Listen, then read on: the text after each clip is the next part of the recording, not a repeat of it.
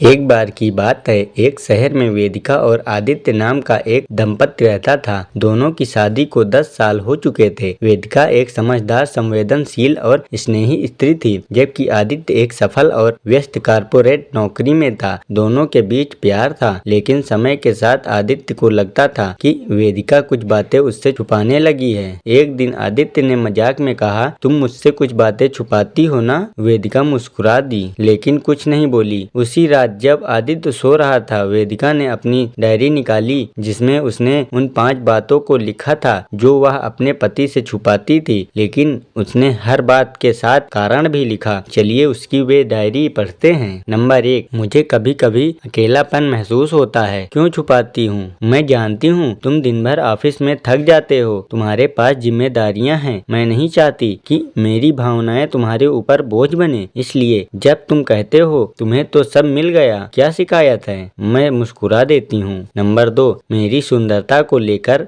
अब मैं असहज महसूस करती हूँ। क्यों छुपाती हूँ? जब कभी आईने में खुद को देखती हूँ तो लगता है कि अब वैसी नहीं रही जैसे शादी के समय थी, लेकिन जब तुम मेरी तरफ बिना ध्यान दिए फोन में बिजी होते हो तो मैं चुपचाप समझ जाती हूँ कि शायद अब पहले जैसा आकर्षण नहीं रहा। फिर भी मैं खुद को संभाल लेती हूँ, क्योंकि तुम्हें नीचा महसूस नहीं कराना चाहिए। नंबर 3, मैं हर महीने घर के बजट को काट छांट कर चलाती हूँ। तुम पूछते हो सब ठीक है ना घर में, और मैं कहती हूँ हाँ सब ठीक है, लेकिन सच्चाई ये है कि मैं खुद के लिए कुछ नहीं खरीदती। बच्चों की पसंद पहले रखती हूँ। किचन में कभी सस्ती सब्जी लाती हूँ, कभी ऑफर्स देखती हूँ, क्योंकि मुझे पता है तुम पहले ही बहुत कुछ कर रहे हो। नंबर 4, मुझे अपने सपने अब अधूरे लगते हैं। शादी से पहले मैं भी कुछ बनना चाहती थी, एक टीचर, एक लेखिका, शायद कुछ और,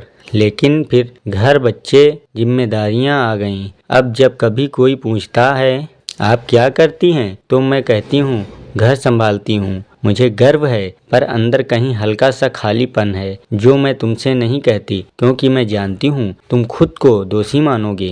नंबर 5, कभी कभी मुझे भी सहारा चाहिए। मैं मजबूत बनकर रहना चाहती हूँ, बच्चों के लिए, तुम्हारे लिए, पूरे घर के लिए, लेकिन कई बार टूट जाती हूँ, थक जाती हूँ। फिर भी जब तुम कहते हो तुम तो सब संभाल लेती हो, मैं खुद को फिर से खड़ा कर लेती हूँ, क्योंकि मैं नहीं चाहती कि तुम सोचो तुम्हारी पत्नी कमजोर है।